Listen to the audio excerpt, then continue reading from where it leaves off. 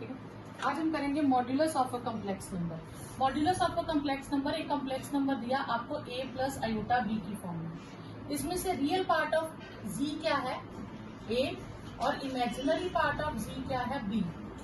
Modulus को हम लिखते हैं इस तरह से दो लाइंस डाल के, और वो होता है रियल पार्ट ऑफ z का square plus imaginary part of z का स्क्वायर। यह आ जाएगा a square plus b square. ठीक है, तो ये आपके पास क्या हो गया मॉड्यूलस। मॉड्यूलस की प्रॉपर्टीज ऑफ मॉड्यूलस फंक्शन।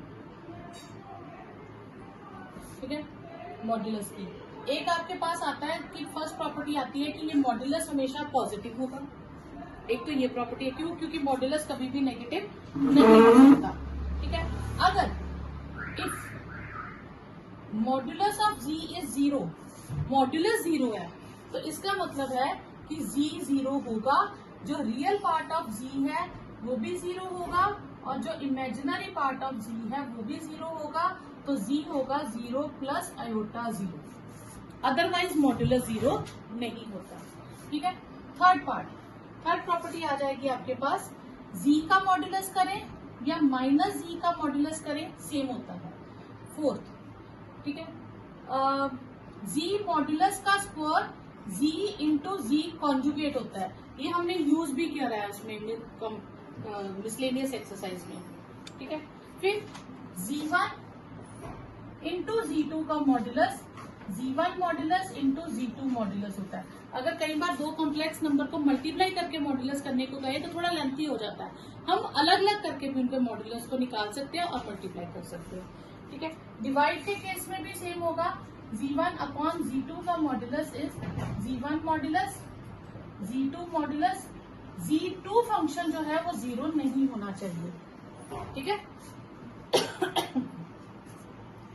फिर आपके पास आ जाता है z1 प्लस z2 का स्क्वायर, z1 प्लस z2 के स्क्वायर, तो वो आ जाएगा z1 square plus z2 square plus double of real of z1 into z2। ठीक है, डबल ऑफ रियल, यानी कि z1 z2 को मल्टीप्लाई करके जो आएगा उसका सिर्फ रियल पार्ट लेंगे। ठीक है, इसी तरह z1 माइनस z2 का मॉड्यूलस का स्क्वायर हो जाएगा z1 square plus z2 square minus real of z1 into z2। Clear? फिर आपके पास आ जाएगा z1 प्लस z2 का मॉड इज लेस देन और equal to z1 plus z2 mod. इकट्ठे का मॉड जब भी आप ऐड करके करोगे यहाँ तो इक्वल होगा, अगर दोनों टर्म्स पॉजिटिव है या दोनों नेगेटिव है, सेम साइन है तो इक्वल होगा, अगर एक का भी साइन ऑपोजिट है तो वो लेस होगा।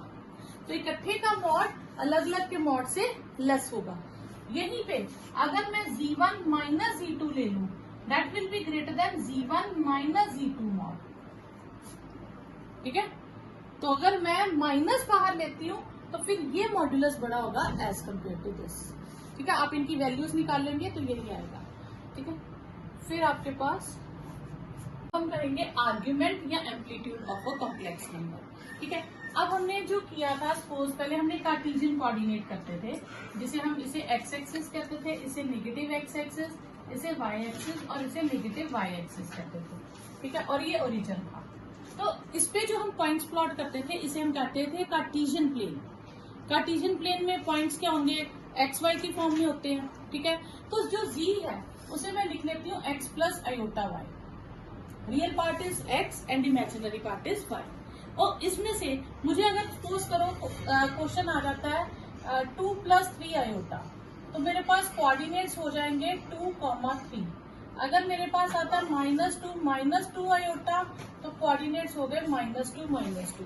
तो इसमें से मैं x और y की वैल्यूज को यहाँ प्लॉट कर सकती हूँ। सपोज करो मैं पहला प्लॉट करती हूँ 2 and 3, तो मैं पॉइंट ले लूंगी 1 2 3 ऐसे, और ये 1 2 3, तो ये 2 3 पॉइंट यहाँ पे प्लॉट हो गया। ठीक है, तो ये हमने जो पॉइंट प्लॉट किया इसे हम कहते हैं हमने कार्टेशियन प्लेन में पॉइंट प्लॉट किया। अब कार्टेशियन को हम आर्गेंट प्लेन में चेंज करेंगे। आर्गेंट प्लेन क्या होता है, ये जो लोकेशन आई पॉइंट की, ए पॉइंट की आई, इसे जब मैं ओरिजिन से ज्वाइन करूंगी इस डिस्टेंस को हम कहते हैं आर। ओ ए डिस्टेंस को क्या कहते हैं? आर। तो ये आर हो जाएगा। और ये जो ओ ए लाइन है ये पॉजिटिव एक्स एक्सिस के साथ जितना एंगल बनाएगी उसे थीटा कहेंगे, जिसे हम आर्ग्यूमेंट कहते हैं। तो आर्ग्यूमेंट क्या आ जाएगा आपके पास? Will be theta. ठीक है। अब जब भी आपको कहे कि मॉड्यूलस ढूंढो, मॉड्यूलस एंड आर्ग्यूमेंट, तो मॉड्यूलस हो गया ओ ए और आर्ग्यूमेंट हो गया ओ ए लाइन, जो भी जितना भी एंगल वो एक्स एक्सिस के साथ बनाती है। क्लियर? ये दो चीजें हमने ढूंढ लिया। सपोज करो हम ये पॉइंट नहीं प्लॉट करते, हम पॉइंट प्लॉट करते हैं ये वाला -2 -2, तो ये पॉइंट आएगा आपके पास यहाँ पे। अब ये डिस्टेंस जो है ये हमारे पास आर आ गया। अब ये लाइन पॉजिटिव एक्स एक्सिस के साथ जितना एंगल बनाएगी उसे हम क्या कहेंगे? आर्ग्यूमेंट। अब यहां से ना जाके हम एंगल इधर से भी ले सकते हैं, बनाना पॉजिटिव एक्स एक्सिस के साथ ही उसकी एंगल। क्लियर? ये दोनों एंगल सेम होंगे, हम ऊपर से ले या नीचे से ले, लेना पर पॉजिटिव एक्स एक्सिस के साथ है, तो इसे हम कहेंगे आर्ग्यूमेंट थीटा। क्लियर? अब हम ये आर और थीटा निकालना सीखेंगे। आर निकालना मॉड्यूलस तो आपको आता है, अब आपने आर्ग्यूमेंट निकालना सीखना। ठीक है।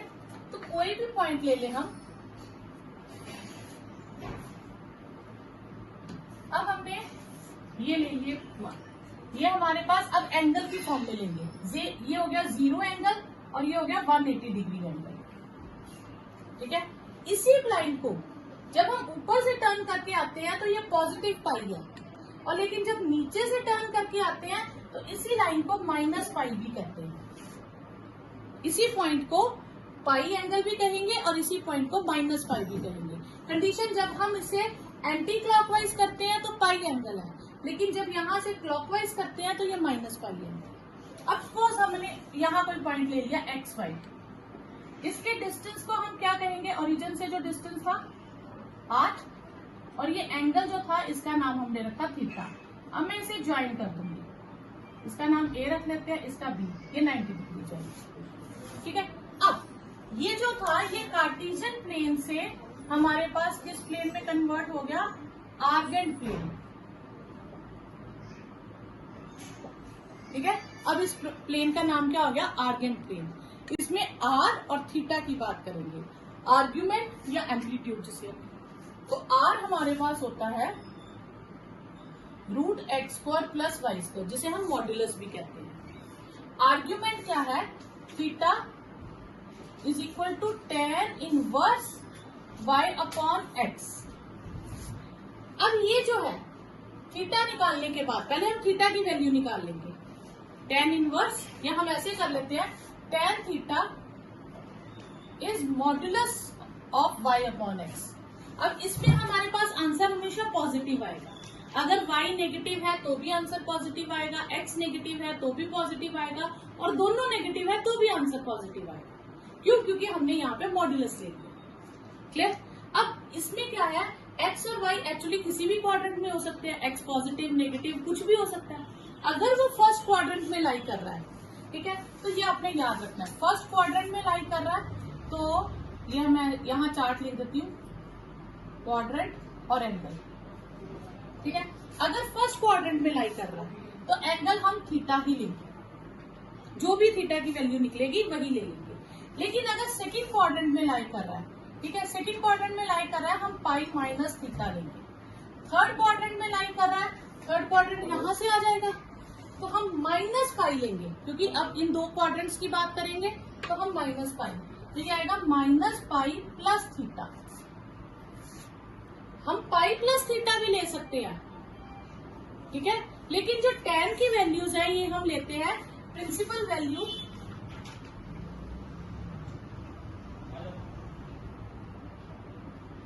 प्रिंसिपल वैल्यू जो होती है वो थीटा होता है माइनस पाई से पाई के बीच में। प्रिंसिपल वैल्यू में थीटा कहां से कहां तक होता है? माइनस पाई से पाई तक। देखो वही है, माइनस पाई से चले ये पूरा घूम के वापस पाई पे आ गई, तो हो तो 360 डिग्री एंगल गया, लेकिन हमें वैल्यूज जो है पाई से ज्यादा नहीं लेनी होती tan के केस में। ठीक है, तो tan थीटा की जो वैल्यूज लेनी है हमें नॉर्मली क्या लेना होता है, हमने उसमें ग्राफ में भी करा था, तो इसमें आप इनवर्सली ग्राफ में करोगे ना 12th में, तो उसमें आएगा कि इसकी रेंज होती है 0 से पाई tan की। तो इसलिए हम इसका प्रिंसिपल वैल्यू लेते हैं -π से पाई। क्लियर? तो अगर फर्स्ट क्वाड्रेंट में आएगा तो आप थीटा लोगे, सेकंड में आएगा तो पाई माइनस थीटा लोगे, थर्ड में आएगा तो -π प्लस थीटा, और फोर्थ क्वाड्रेंट में आएगा तो आप माइनस थीटा लोगे। क्लियर? अगर वो कहे प्रिंसिपल वैल्यू निकालो तो वो आपने इसी तरीके से निकालना। फिर जनरल वैल्यू के लिए मैं आपको बताऊंगी आगे क्या करना है। ठीक है? अब हम देखेंगे ये फॉर्मूलाज बने कैसे। आर की वैल्यू x² + y² कैसे आया। देखो इसके कोऑर्डिनेट्स क्या होते हैं 0 0, और इसके क्या होते हैं x y। ओ ए के बीच के डिस्टेंस को नाम दिया हमने r। तो वो हमारे पास 10th में किया था ना हमने distance formula, x2 - x1² plus y2 - y1², तो ये आ गया x² + y²। तो ये फॉर्मूला यहाँ से आया डिस्टेंस फॉर्मूला से। क्लियर? और ये दूसरा फॉर्मूला कहाँ से आया, हमारे पास ये डिस्टेंस कितना है x और ये डिस्टेंस कितना है y, तो परपेंडिकुलर अपॉन बेस क्या होता है tan थीटा। तो ये फॉर्मूला यहाँ से आया tan थीटा = y/x। क्लियर? उसके बाद हमने जिस क्वाड्रेंट में लेना उसी के अकॉर्डिंग लेना। ओके, आर्ग्यूमेंट निकालना मैंने आपको सिखा दिया, थीटा जिसको हम आर्ग्यूमेंट कहते हैं। ठीक है? इसमें आपके पास प्रॉपर्टी आती है, इफ आर्ग्यूमेंट ऑफ z अगर 0 आ जाए, थीटा अगर 0 आ जाए, then z is real number. तो z क्या होगा, सिर्फ रियल होगा, उसमें आयोटा वाला पार्ट नहीं होगा। क्लियर? फिर आपके पास है argument of 0। Argument of 0 is not defined. क्यों? क्योंकि 0 को हम लिखेंगे 0 + आयोटा 0, उसमें x भी 0 है y भी 0 है। तो tan थीटा किसके इक्वल था y/x, तो 0/0 इज नॉट डिफाइंड। ठीक है? 0/0 is not, argument of 0 is not defined. ठीक है? तो z अगर 0 है, ठीक है, तो tan थीटा हमने किसके इक्वल लिया था y/x नॉट, तो 0/0 इज नॉट डिफाइंड, तो इसलिए argument of 0 is not defined. ठीक है? Third part, argument of z1 × z2 करना हो। ठीक है? तो वो होता है argument of z1 × argument of z2।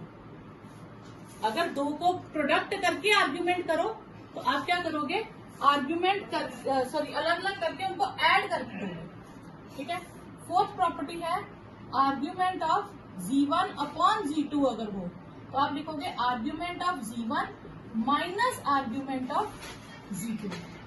ठीक है? नेक्स्ट है आपके पास आर्ग्यूमेंट ऑफ z कॉन्जुगेट का करना हो तो वो माइनस आर्ग्यूमेंट ऑफ z होता है।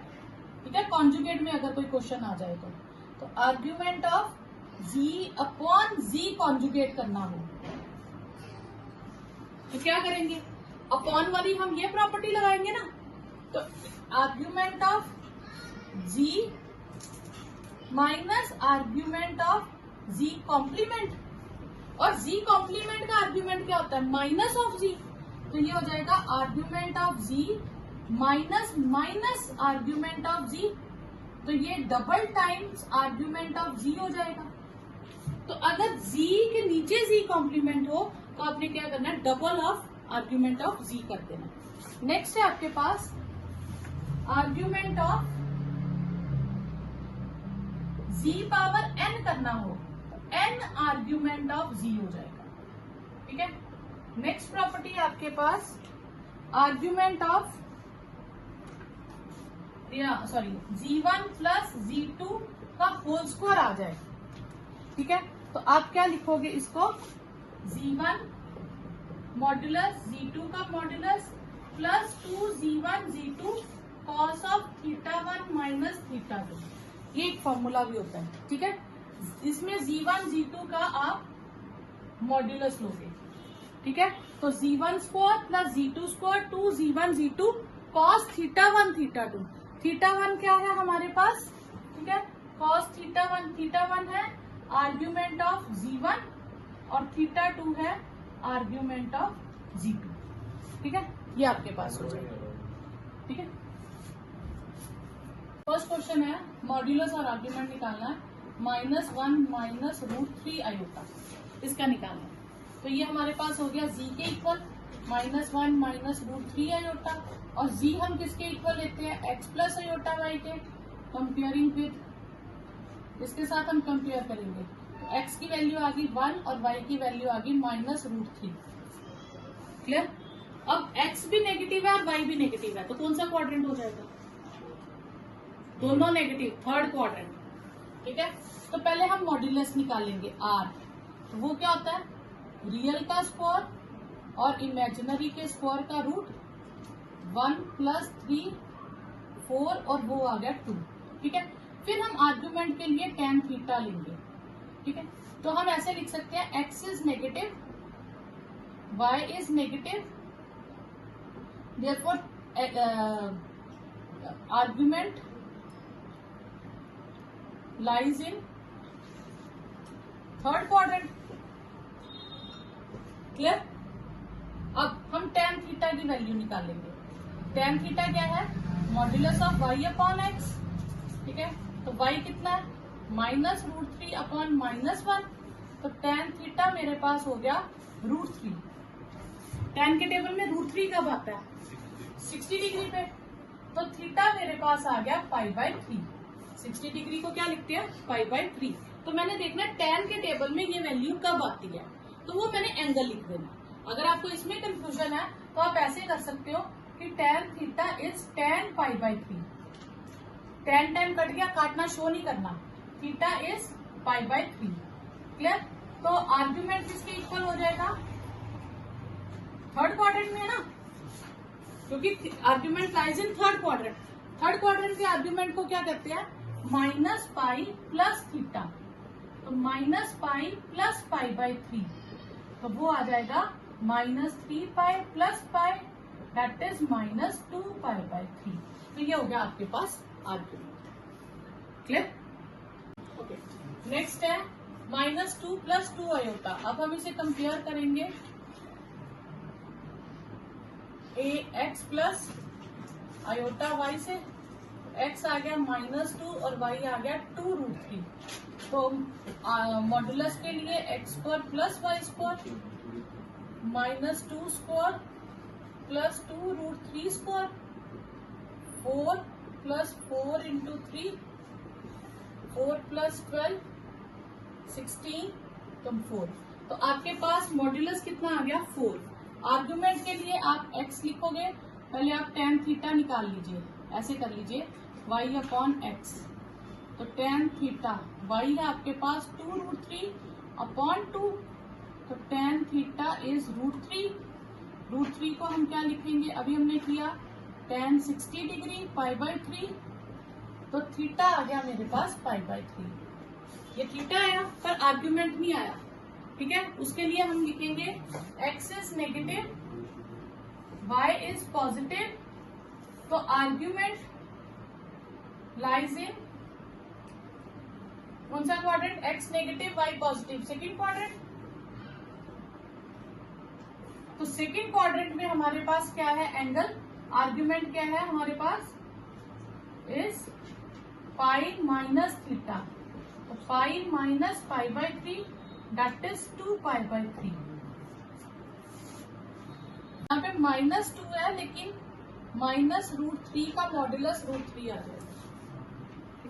नेक्स्ट है 1 + 2 आयोटा अपॉन 1 - 3 आयोटा। तो ये तो स्टैंडर्ड फॉर्म में है नहीं, पहले हम इसे क्या करेंगे, रैशनलाइज करेंगे। तो इसको रैशनलाइज करने के लिए हम 1 + 3 आयोटा से मल्टीप्लाई और 1 + 3 आयोटा से डिवाइड, तो ये हो जाएगा 1 + 2 आयोटा, 1 + 3 आयोटा, और नीचे आ जाएगा 1 का स्क्वायर 3 आयोटा का whole square, 1 + 3 iota plus 2 iota plus 6 iota square, 1 - 9 plus हो जाएगा। तो ये आ जाएगा आपके पास 1 + 5 आयोटा, आयोटा स्क्वायर -1 होता है तो -6, -5 + 5 आयोटा अपॉन 10, तो 10 को दोनों के नीचे लगा दूं तो मेरे पास ये चीज आ गई। तो पहले हम इसे सिंपलेक्स फॉर्म में लिखेंगे, फिर हम कंपेयर करेंगे z को x प्लस आयोटा y से। ठीक है, तो x आ गया मेरे पास -1/2 और y आ गया 1/2।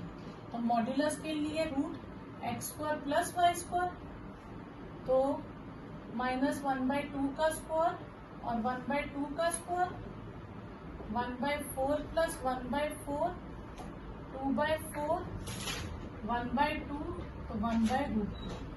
फिर आर्ग्यूमेंट के लिए पहले हम tan थीटा लिखेंगे, y upon x modulus value, tan theta आ गया 1/2 अपॉन -1/2, तो वो -1 का मॉड्यूलस आ गया, तो tan थीटा हो गया मेरे पास 1। tan के टेबल में 1 कब आता है? π/4 पे, तो मेरे पास थीटा आ गया π/4। अब मैं देखूंगी आर्ग्यूमेंट कौन से क्वाड्रेंट में लाई करता है। तो x नेगेटिव, y पॉजिटिव, तो argument lies in second quadrant.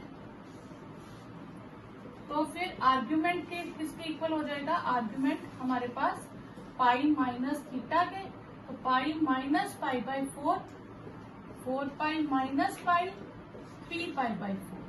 तो ये आपके पास आ जाएगा मॉड्यूलस एंड आर्ग्यूमेंट। सपोज करो सिर्फ आयोटा फंक्शन ही आ जाए, तो फिर हम इसको क्या लिखेंगे?